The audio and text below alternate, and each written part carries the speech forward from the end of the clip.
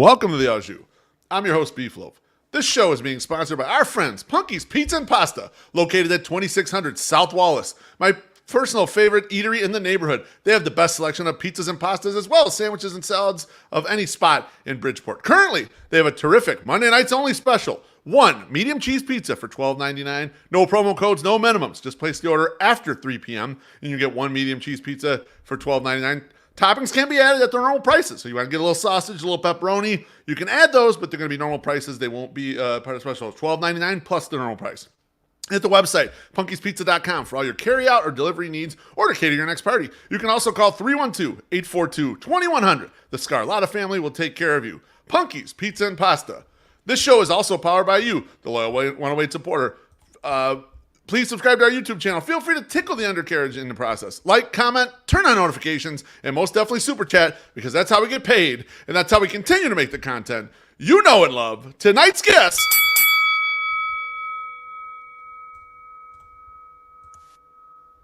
He is White Sox Twitter's heel and the most ardent early defender of the Chris Getz GM regime, pushing me to call him the only Chris Getz Bot. Longtime guy, KenWo. Welcome back to the Au Jus, my friend. What's going on, Beef Loaf? How you doing, man? I'm terrific. It's good to have you back on because I was thinking I need a little positivity, and you're just a shining light. You're like a ray of sunshine onto me, on this show, because everyone else is so downtrodden. And yes, it is a bad start for the White Sox, but I figured you and we could cut it up a little bit, and I'll feel much better about not only the White Sox but life in general, my friend. That's true. That's true. And I know Punky's is your sponsor here. Charred chicken ciabatta. Go. That's a terrific sandwich. I know you hit the place sometimes for lunch. You used to hit some of the salads too, right? What salads were you getting down on at Punky's? I like both the julienne salad and the eggplant. The eggplant salad is the eggplant really good. Is terrific. Yeah, absolutely. Yeah. I'm a big fan of that as myself. So yeah, go in there. Listen to KenWo. Get your ass in there and get some Punky's pizza right now. The menu's the charred chicken ciabatta is way underrated. Because a lot of people like the pot roast sandwich. And then also people don't always think chicken as they want to go in there for a sandwich. So it's an excellent choice there. Ken, I brought it up in the beginning. You are the number one Getz Bot, in my personal opinion. I even made this meme of you a while back, just to give you some shit. Because we used to have, and the reason where this comes from is we used to have what we called Han bots. And back in the older days of White Sox Twitter, especially kind of even pre-rebuild and then early into the rebuild, there were a group of fans, and anything that Rick Hahn did, he could do no wrong. You could argue with them until they're blue in the face. And really, those people were still thriving until about 2 months into last season. Then they finally started to relent, that Hahn's no good, basically. Yeah, they finally figured it out after 10 years. only took them 10 years. Not too bad. Only took them 10 years. So, we don't have a good name yet for people who like Chris Getz, but I know I've been open-minded about what Chris Getz is doing, and you are a person who has actually been pretty positive about what Getz is doing. Just give me the 60-second synopsis of why you're positive about Chris Getz GM so far. Well, the first thing he did was he brought in Brian Bannister, who long-time guy. Liked him for a while. His dad, Floyd, used to pitch on the White Sox. So I actually was talking to Floyd about Brian when Brian was a player, and he was talking about how analytics and all that kind of stuff. And so that interests me a little bit because we're not going to pay for Garrett Cole, so we got to find some guys somewhere else. And hopefully we could get some usage out of them, you know what I mean? And without giving the $150 million contract that we know we're not going to give out. Exactly. So that was a positive. I also like Josh Barfield. I think, young blood coming from the Diamondbacks. Hopefully he knows a little something about developing some position players because it happened there. I don't know if it was him, but we'll find out. But I like that. It's just a different couple guys, than we're used to seeing. And basically, that's why I became a Chris Getz Bot, because it wasn't Rick Hahn. I was sick of seeing that motherfucker around for so long, and I was sick of hearing him. So when Getz came out, I kind of, I liked him. But then I also liked the trade he made for Fletcher. I liked the Fedde signing. So he's done some things I did. Yeah, with regards to like him bringing in Bannister and him bringing in Barfield, do you think, this is something we've talked about on the 108 podcast, and I know MSS a big fan of this, is the fact that these guys have not only had success other places, but they have MLB pedigrees, right? They played, their dads played, they kind of have an understanding of all the facets, right? There is a level of, you know how to do the job, or you're smart enough to do the job, but there's also a level of understanding. Is that something that you're happy about with regards to the way Getz is putting the front office together? Yes, I like that a lot. Josh's dad, Jesse, was one of my favorites in the 80s, like growing up. I always liked Jesse Barfield too. So getting these guys that I'm familiar with, that I like, that had high KenWo. Yeah, why not? Exactly. yeah. If we would have got the Marlins GM, I think I might have jumped off a bridge or something like that. Not your kind of guy, exactly. No. Now, another thing you had mentioned to me before is that Getz came in here and he started clearing guys out, and then the first kind of initial one, which was with a bang, was Aaron Bummer.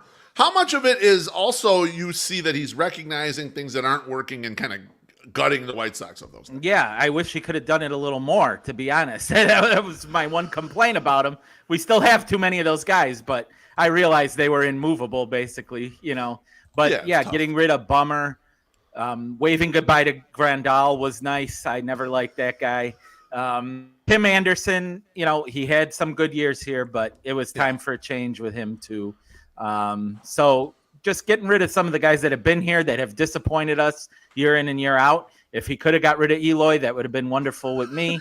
But he's an immovable. And Kopech, I feel like he's trying to,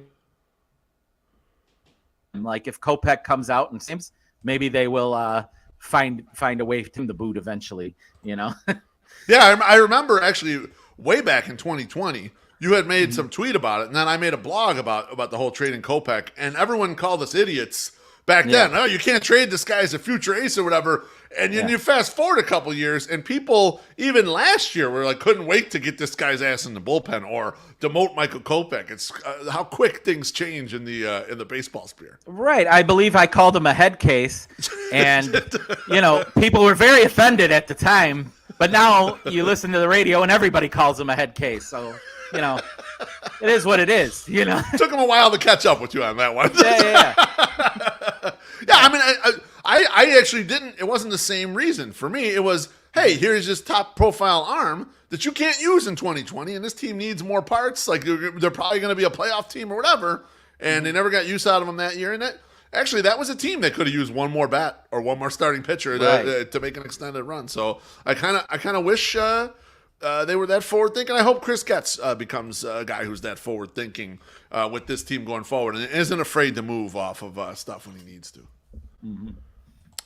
As far as additions on the field, you started talking about a couple of them. Eric Fetty, you liked the Fletcher trade. What do you like about specific additions to the squad that Getz has gone out there and done? Well, I kind of like Fletcher. I think he's a pretty decent outfielder. And from what I saw of him in Arizona, now granted, he started out a little slow here. But the last couple days, he started getting some hits. The average is creeping up a little bit, So I'm hoping he becomes a decent enough hitter because he can field pretty good. I love his arm out there. He could catch the ball, which is something that in quite a while at 35th field, specifically in your area of the ballpark. Exactly. We haven't right seen in front of me. that. I've been watching atrocities for like a half decade. You're right about that, and the defense looks good. And I was a little pissed because he gave great effort playing center field. They're like sticking him in center field because Luis gets hurt. They don't have another center fielder really, or anyone that's competent enough at this point. He goes out and plays center field, and then against Kansas City in that game, I think it was Saturday night. He goes up to try to make a play at the wall. The ball bounces off his glove and goes out of the stadium. Instead of White Sox fans being like, that was a great effort, and this guy's been playing good defense all along, they mocked this guy like resoundingly. And this is like one of the things, I don't want to complain about other fans, fan however the fuck you want, but I looked at it like, that guy played hard right there. I want more of that. I don't care if it's screwed up. He played hard on that play. Right. Yeah. I mean, he went after it. I got people yelling at me that Robert would have got there, and maybe he would have. I don't know. Yeah. But I mean, it wasn't like it was a bad play. I think My Sock Summer, our guy, shared the Jose Canseco play. I mean, it wasn't that. It didn't hit him in the head. And I mean, he went balls out, tried to make a great play. It was a hell of an effort, Just didn't get there. Yeah, for a guy who's hadn't been playing center. And I mean, Kansas City's 4-10 out to straightaway center too. So, it's a spacious outfield. It's tough. Yeah, I felt like giving him the raw treatment right there. So I made that well known and got some hate back for it. But that's I appreciate you for that. I appreciate seeing that out there. Now let's shift over to something that's been an early surprise, something that I was not expecting personally, and that's Garrett Crochet. Garrett Crochet, through 3 starts, has been the de facto ace of the White Sox staff. I wasn't even sure the guy would throw more than like 3 innings a start. All of a sudden, he's going out there and giving you 7 against the Braves and just looking terrific. Ken, what are your early thoughts on Garrett Crochet, and what do you think the short-term future holds for him?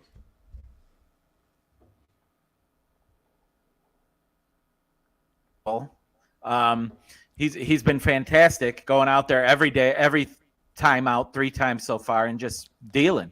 I am very nervous about the innings that he's racking up because, I mean, we're closing in on 20% of his high ever innings, and it's only April 8th today. We're at 20% of his all-time high, and that includes college too. That's not just the pros. So I mean, and I'm sure he didn't pitch 60 innings in high school either. So we're talking ever. So that makes me a little bit nervous. Yeah, but the guy, I mean, he looks phenomenal, which I never really got that feeling from him. I'm pretty good, but this year he looks absolutely phenomenal, and I hope it continues. But I don't know. I get a little nervous about his innings usage. Yeah, it was funny. Like we did see in relief, we saw the overpoweringness sometimes, and you saw the slider, and like, okay, he's got a great slider and all that stuff. But you didn't see him pitching up and down and in and out like he has been. Like he has been working like a normal, almost veteran starter. And to me, that's the surprising part. He hasn't really tried to just like say, well, fuck it, I'll overthrow in this spot just because I need to get the strikeout. He's maintained composure. He's looked like a goddamn starting pitcher. It's pretty impressive. Looks like a pitcher out there and not a thrower, which I think he kind of, I tend to think back to when my guy Tony La Russa put him out there in the 10th inning all the time, thinking he's going to get, and instead he got losses. I remember that. Yeah, he did that a few times, and it was like, God, I hope they don't do that again. Exactly right. But go ahead. He's looked way better, way more composed on the mound. He looks phenomenal. I just hope it continues, and I get the nervous shits over it every time he pitches. Well, let's get to that then, because we were talking about this on the 108 podcast.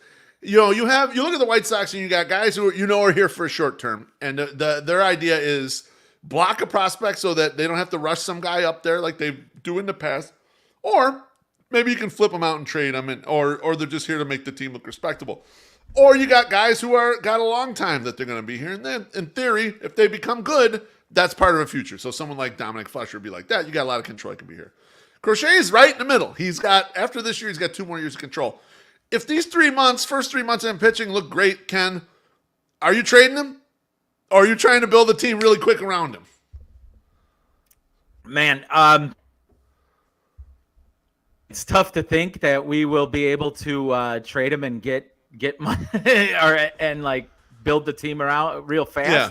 So you kind of think maybe trading him is not a bad idea, but I'd rather keep him. I mean, if he's looking this good, he's probably not going to get that big of an arbitration raise.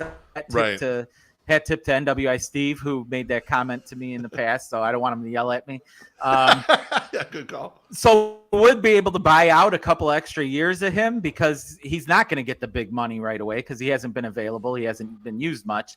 Right. Maybe trading him this quick is a little bit early, but then, you're hoping that he remains healthy. But, I mean, I'd like to have him as an ace, in a couple years if he's pitching like this. Yeah, so I don't want to trade him too quick. but then you don't want to hold them for the inevitable downfall either. But and then you get nothing, and then he's maybe not even as good. Yeah, it's like it's a nice problem to have, to be something I wasn't thinking we're gonna have 3 starts into the season that Garrett Crochet is gonna be this good right out of the gate. And now we're really worrying about a lot of different things, his level of endurance, kind of what to do with him in the future. So I guess it's one of the few good problems the White Sox have at this point. Yeah, I can hear you, Ken. Yep. Yeah. Okay. It skipped for a little bit. Yeah. Yeah. I mean, it's a great problem to have, because I thought he was going to throw maybe 3 innings, and maybe they could build 5 before the end of the year a little bit. And now it's, now he's full blast. So hopefully it continues. Yeah, absolutely. Chris Getz decided when building this team that it was going to be, he's going to strip this roster down, and it's going to be a defense-first approach. And some of the defenders are guys that don't hit very much, and they maybe have one skill. Like Paul DeYoung can hit some home runs. Nicky Lopez has a lot of contact, but not a lot of authority there. What do you think about the approach of coming in here and just saying, look, we're going to strip it down, and the first group is just going to be kind of a defense-forward group? What do you think about that approach? I think it's a decent approach. I mean, if they can limit the runs against them, maybe with DeYoung and Maldonado, a couple guys that their one skill is hitting a home run. Yeah. If it's like 3-1, maybe they could steal some games that way. But I'm an offense guy. Everybody knows that. But so it kind of hurts a little bit to come out and see these 1-run games, 0, 2, and 3. But I see why they're doing it. You don't want to block Montgomery, and when those guys are ready, they come up and take the spots, and we go from there. Like you said, Paulie can hit some home runs. Martin, hopefully he can hit some still. Lopez, he seems like a good player. Pretty decent at all aspects of the game except hitting. So that's a guy to have on the team. Yeah, he looks good on defense. Lopez looks really good at second. Like when he's in there playing, he usually makes a real good play where I'm like, wow, the whoever was there last year would not have made that. Would not have made the play. Yeah, exactly. Lennon Sosa's not making those plays. He's not making that play. No. In fact, Sosa would also make another dumb play that amplifies that. Absolutely, I agree with that. You bring up Martin Maldonado, and he's been kind of a hot topic early in the season, and the reason why he is because you have different camps here. You have the camp of people who are adverse to bring in a catcher of age, someone who has struggled in some of the framing metrics lately, and then who obviously is a very weak hitter. You have another camp of people who are like, look, some of the catcher's job is immeasurable stuff that goes along with helping out the pitching staff, game planning for opponents, coaching up younger guys, pitchers that are out there. To defend him to me right now, Martin Maldonado, why should he continue to be the primary catcher? Because a lot of people are screaming, hey, let's see some Corey Lee. Well, first of all, I don't buy Corey Lee just because he had a couple hits in the first week. Everybody thinks he's Yogi Berra coming back to life. So I'm not buying that. But Maldonado, I've heard Justin Verlander and Garrett Cole rave about this guy and talk about how he upped their game and stuff like that. And let's face it. I mean, yeah, you could say, well, then he should be a coach instead of a player. Let's face it. Our coaching staff, I don't know. Like Pedro, I don't think Pedro's teaching anybody nothing. No, at least nothing good.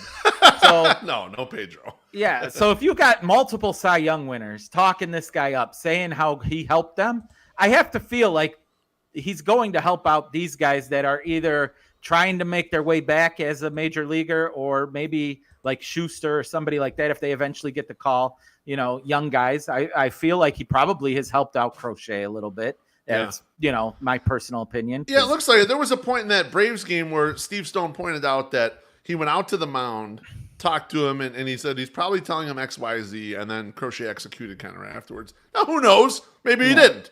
But, you kind of see some of he was getting erratic. He went out and talked to him, settled him down. Boom. He pitched well after that. There's just some results. Right. And like, if Corey Lee has ever in his life shown that he was the next Yadier Molina, all right, well, put him in there. But he hasn't. I mean, I feel like he's just a guy. He's another Sebi Zavala, Yeah. Okay, he could play once in a while, that's fine.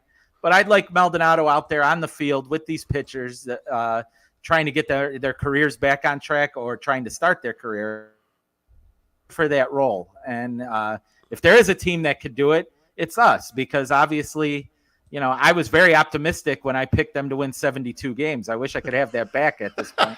But, you and me both on our optimism on how many wins they're going to have after this terrible start. But I agree with you. They got, really what you're looking for right now, if you're a Sox fan and you want to stay engaged, is things that could go right for individual players and building blocks for the future, or guys that going into the summer look like they're going to be playing a little better. And so I hear you there very much on Maldonado. I was talking to my buddy, Polish with Extra Onions, and he said, you need Maldonado there. You still need him there. He goes, and you can't really trust Corey Lee yet. He goes, what would be great is if they could just put Max Stassi on like eternal stay down in AAA and pretend like you're nursing your way back from an injury, and let Corey Lee sit here with Maldonado and learn from him as much as possible while he's around, Yeah, I mean, that would work out well. And same when that other guy, Edgar Quiro, is ready to go. Yeah. That would be nice too, and maybe he could learn from Stassi down in the minors somewhere. I don't know, but yeah, right, exactly. It'd be helpful. I think that's a decent setup. I don't know. Yeah, I mean, it's not something they've given much attention to for a long time. At least at a minimum from here, they haven't really focused on having veteran catcher whose primary thing is bring pitchers along. We spent a lot of years with Yasmani Grandal. Even before that, they were trying out Omar Narvaez, who had good on-base skills, but he wasn't as polished as a catcher. And even before that, they brought in the platooning catchers, Avila and Navarro. Yeah, so they haven't had a focus on, hey, let's just have that really good kind of defender in here, probably since like the Tyler Flowers eras. Let's get to this drink real quick. Scott Stockdale says, we'll definitely be looking forward to what Getz does with the roster by the deadline. I hope Pedro's out of town soon. Cheers, guys. Thank you, Scott. Appreciate it.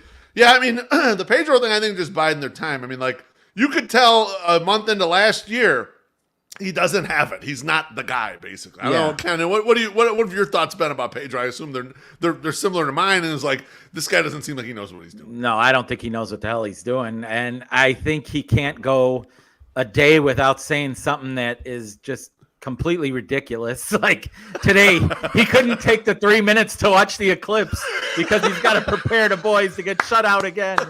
I was thinking about it too, though. Like he's down so bad right now. If he had went out there to watch the eclipse, people would have been shitting out. This guy should be back in there working. It's like he's in a spot where no matter what he does, he's been so bad, he's going to be fucked anyway. So, but I agree. That was hilarious. It's like, well, I don't have time right now to watch 3 minutes of an eclipse.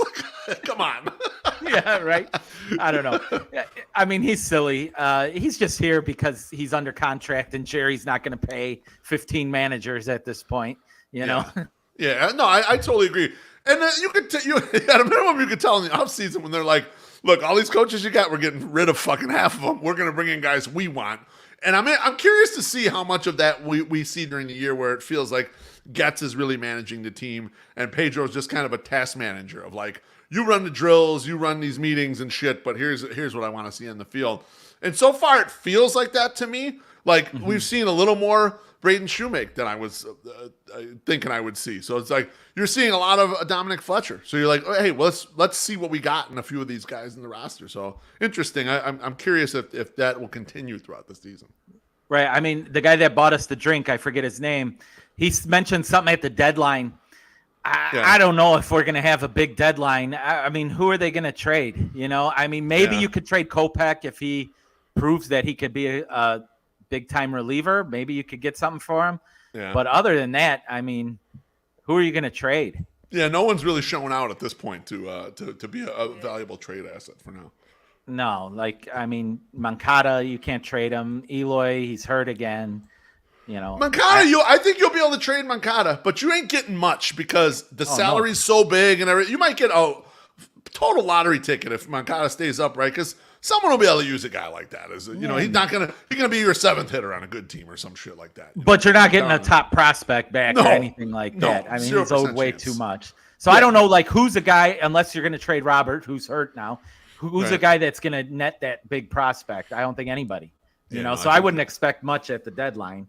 Yeah, but I agree with you. I don't think it's going to be as an eventful deadline. You know what'll be eventful about it is whoever they do move off to see who fills in and kind of plays the spots. But I don't think you're going to get a lot lot of juice out of those returns there. So. No. All right, so you and I, we agree on a lot of White Sox stuff. We generally do. But we do disagree about one thing in particular. You DM'd me after I did my show last week. I did a solo show, and I talked a little bit about Mike Clevenger. And I didn't think kind of the juice was worth the squeeze with regards to Clevenger. And obviously, I separated out kind of like the off the field stuff. There's a lot of, I don't know exactly. There's enough goofy shit where I'm skeptical of him as a human being. But then on the baseball side, I was a little unsure also because I thought in a way they've kind of compiled a lot of pitchers here. They've traded for a lot of stuff. And you reached out to me and we weren't yelling at each other. Nothing. You just disagreed with that take. No. So sell me on why you think, okay, from a baseball perspective, Mike Clevenger is a totally decent move for the White Sox to pull off here. And why, even after they did trade for a lot of young pitchers and they got a lot of stuff kind of coming up close. I know at AA they got a big pile, and the Strini's at AAA, that you still would want to have the buffer of some more veteran starts. Well, to me, Clevenger is probably more than the buffer. I think like Flexen would be the buffer to guys like Mastrini. Yep. I feel like Clevenger can be a decent starter for them. He was last year. He was their best pitcher, I mean, obviously he's got to stretch out and all this stuff now. I wish they would have made this move, 3 months ago, so he would have been ready to go. But they had him in the clubhouse, right? And they said that he's a good enough clubhouse guy. A lot of them got along with him. Right. We've both heard from sources that he was decent in there. Yep. So if they had that, and he obviously performed on the field, so why not get him out there and throw? You know what I mean? Yeah, he's a pitcher that could throw a little bit, and I think he's not the 5. Like if everything is equal with usage and he's up to speed, he's more towards the top than the bottom. Yeah, I was gonna say he's probably someone's like, you're gonna still call him SP5. I'm like, he's probably SP3 on this team. Like, he kind of moves up in the pecking order. One thing I was thinking about with regards to him, I was thinking about this before we're gonna talk about it. I was shifting back to let me look at this from his perspective. Maybe from his perspective, he was like, you know what? I've had a lot of shit happen in my life, a lot of things, and when I went to that place, everyone was cool, and maybe he felt that way too. Maybe he felt a little more comfortable, because he knew the guys that were in there. I was just curious about like the whole thing. I hope that he gets healthy and he gives us 20 starts because I think they're going to need the length going down the stretch. Yeah, that's another thing. They're going to need guys to throw. Obviously, we've been talking about Crochet, Mike Soroka. How many starts has he had in the last 3 years? Not many. A couple more than me. Exactly. So we are we're going to need somebody that can throw too. So he's a body, and he also was pretty good. So, and if he's good in the clubhouse like they said he is, then I don't see the downside. There's a little bit of a PR hit, but most of that hit already happened. Like we've had a couple days of it. Right. There'll be a couple more when he finally comes up. But I feel like he went through most of that last year. So maybe it's more comfortable for him to come back here, which is kind of why I was surprised he didn't take the option to begin with. Yeah, it was weird, right? I guess like you said, he did pitch well enough where you would think there's going to be some market out there, but apparently it wasn't. Apparently that just sort of evaporated. But it was a weird offseason in general. Like I made the point that, no one else wanted to sign him, and I think that's a negative towards it if everyone else doesn't want you. But it was also a very strange offseason with regards to kind of everybody, until spring training started. So, I don't know. Maybe he waited too long and there was nothing left at the end. I have no idea how it worked out. Who knows? But I don't know. I just hope he goes out there and pitches halfway decent, keeps games within reach. Maybe we can win a few. Maybe we can win 35 games this year. We'll have to score first, but let's get to this drink right here. Peyton Lowry says, trade Pedro for cash considerations. I don't think anyone's giving you much for them. The people have been getting excited about these cash considerations. Here's why I understand those trades. The cash considerations trades for like the guy that you're dumping off your 40-man. I think that is team claims him. They're like, look, we are not going to give you anything player-wise. We'll give you some cash if you just let us have him. And I think that's how that works. I think I think it's like the lowest thing you could possibly get, basically. Yeah, probably. A little bit of cash. I don't know how much cash they're getting for some of these guys, but I'd love to know. I'd love to know what the cash is. They never say it, unfortunately, for us. Yeah, I mean, it's unfortunate. Like, I wish it was like international cash, for exactly, for the pool, various pools, or draft money would be good too. We would take that if we can get it, assuming the Sox get spent right. Last thing in this section. What, if any, changes would you like to see Chris Getz make in season to improve this team? We talked about they've already brought in Clevenger to add another veteran arm. Is there anyone else out there? It doesn't even have to be specific, or just thing you'd want to see them start dealing with, so that the team's more watchable for us. A lot of us are going to stick with this for the whole summer, even though we know it's a bad team. Yeah, well, I mean, the way they're going to make it more watchable, and hopefully it's able to happen, is if some of these guys in the minor leagues start really playing well, and then they could come up and take those spots. Because I don't think they're going to be signing anybody or trading for anybody for the major league team. So I think we're kind of stuck there, So it's all resting on these minor league players that hopefully they play well and rise up to the majors. And then, you got something to watch like it's 2017 again. Yeah, exactly. Yeah, but all of so they can let you down eventually too. But, well, you know what I was thinking about, Ken, with when Getz coming in here, and maybe we're getting a little bit of this with Crochet, but in the Kenny Williams era when he was the GM, you'd have a team where you're like, the team's not that great or whatever, and then they'd make some acquisitions. You'd have some happy accident like Carlos Quentin coming out of nowhere and fucking almost winning the MVP, or even kind of Jose Quintana was a minor league free agent or whatever. And this next thing you know, he's a number 2 starter on the team. Like, they haven't had enough of those happy accidents in the last 7, 8, 10 years. They occasionally have them, but not as often as they used to. And I'm like, I could really use one of those. I could really use a guy just come out of nowhere and be just a good player, just a solid player. Right. Yeah. I mean, I would love for that. And instead, we'll probably, like, I don't even know if they'll go for him, but maybe if Robert is out for an extended period of time, maybe like a Tommy Pham comes in and does some fucking crazy shit because that's what he does. Right. Maybe that'll be exciting for a little while. I mean, I kind of hope they do go down that path. Like, even though he hasn't performed very well, I was happy to see them bring in Robbie Grossman. Look, you got plate appearances. Bring some of these guys in. Let's see if we could hit lightning in a bottle here with this. And so I wouldn't mind seeing Tommy Pham is insane. But if you put him in I would like to see him in the outfield. Maybe probably play right field right in front of us with Luis out there. Probably keep Fletch in center. But I would like to see it. I'd be interested in seeing that shit. Yeah, I mean, maybe we'll see something like that. And he's crazy. Like that's what the Bulls last year, right? So keep you interested for 2 weeks. Exactly. Yeah, exactly right. All right, let's talk a little White Sox fans, because I see you out there. And for as long as we've been on Twitter, you've been on it probably longer than me, or you've been prominent longer than I have on Twitter. Let's put it that way. Mm-hmm. I see them yelling at you all the time. In your estimation, what is wrong? What do White Sox Twitter people get wrong generally, Ken? They get everything wrong. They've been wrong the whole time. They've been wrong about all the prospects that came up. Now they hate. I told you that you got to give them time, to see that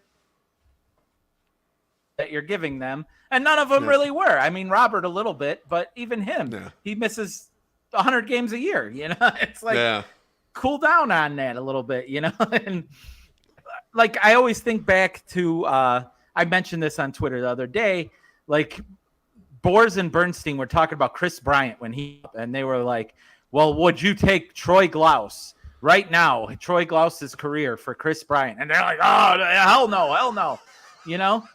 And fucking Troy Glaus was a good player. He's got almost 400 home runs, Right, exactly. 200 more than Bryant is ever going to have, Right. It's like, I'd take Troy Glaus, give me something halfway decent, Yeah, I remember Terry Boers saying he would not trade Gordon Beckham for Adrian Gonzalez. I remember that vividly. It was like, what the fuck? Why? Yeah, right. I don't know. So like, just things like that. They get way hyped up or way down on guys way too soon. Like Dominic Fletcher. Yeah. I mean, okay, he hasn't hit. Everybody's seen he hasn't hit. Right. 2, I think, coming into today. He had a double today. Yep. Like 4 for 22 throughout the season happens like all the time. It happens like once every 3 weeks. It's not even really a slump. That's just a normal ebb and flow of playing. Yeah. Exactly. So like, oh, he can't hit. Get rid of him. That was a terrible trade. This guy is throwing good in the AA of whatever team. I mean, all right, calm down, man. Calm down. Yeah. There is a level of unrealistic projection. I mean, we saw it with Andrew Vaughn. You and I were both not Andrew Vaughn guys ever, basically. Yeah. And it's taken people 4 years to figure out Andrew Vaughn's probably not what you thought he was. He was a bottom tier first baseman is basically what he is at this point. Yeah. I mean, and everybody was like, well, once he gets to play on the dirt, he's going to be great. I think he's worse now. He was better when he hit better when he was in left field. Like, I don't know what happened here. Like, yeah. I don't know. So just like, they're too quick on everything, too quick on judgments with everything. And, Coaster, they listened to too many people. Like White Sox Dave told them, like you said in the pre-show, White Sox Dave told them to be very excited in 2017. So everybody got very excited. And now look at him. Now White Sox Dave can't even watch a game. I was going to say, my guy White Sox Dave telling everyone pray for the league, and then now he's like, fuck this team, I can't even watch. I was shocked the other day. He put out a video on crochet, and he nailed it in the 2 minutes he was on there. He had some good shit to say, but I was like, I think to myself, Dave, I didn't even know you was fucking watching any of these games. You tell me you're smart off this shit. Like, I thought he was learning guitar. He's totally out on this.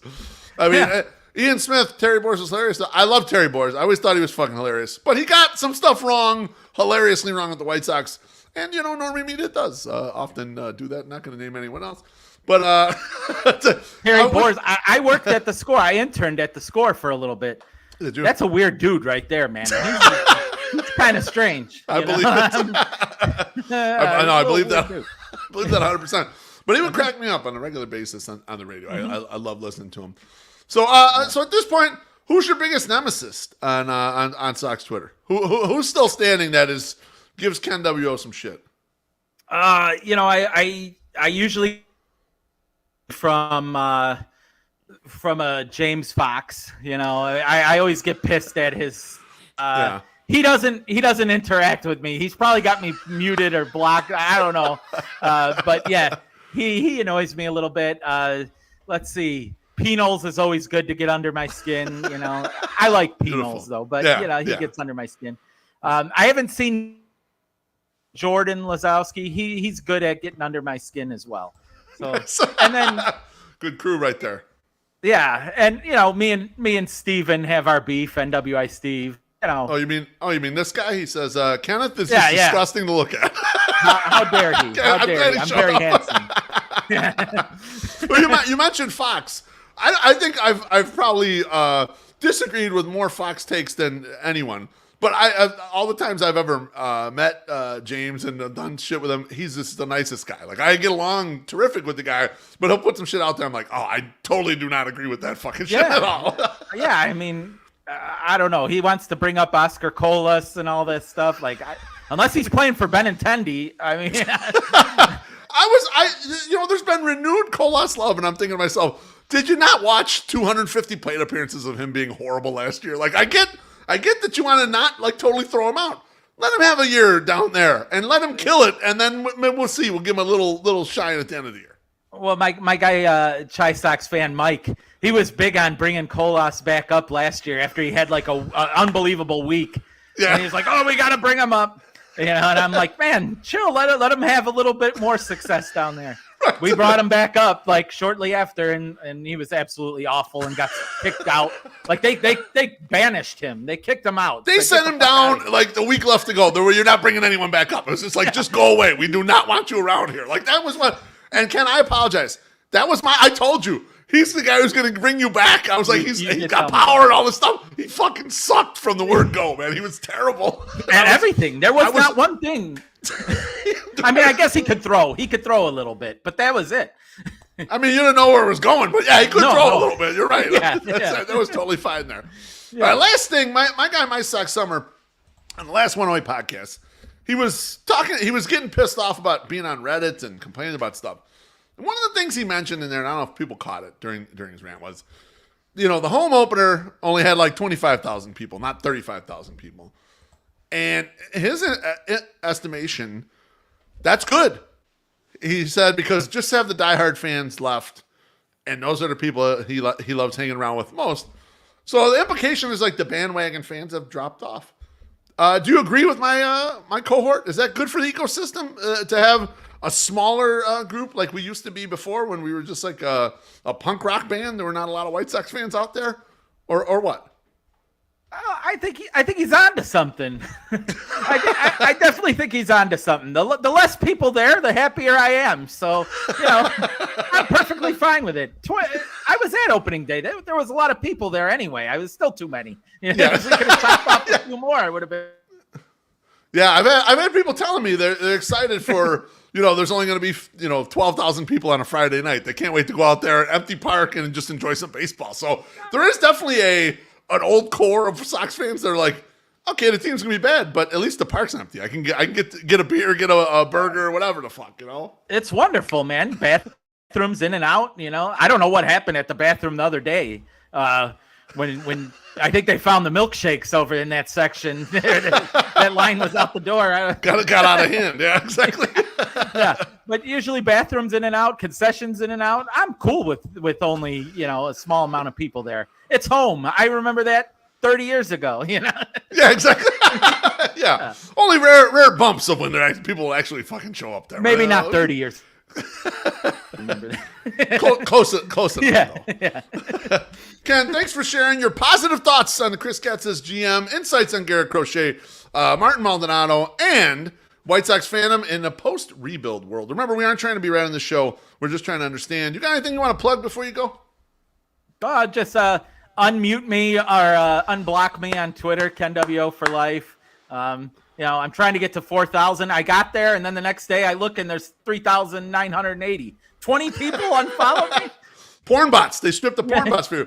You gonna give me some advice? Should I cut my follow backs? Oh, you only follow back 500. I got about 2,900 right now. Should I follow? What should I cut it down to? Oh, I think you got to get rid of at least 300 people. At least. At least 300 people. Okay. At least 300. I'll get working on that right after. Yeah. Ken, thanks so much. Good talking to you, my friend.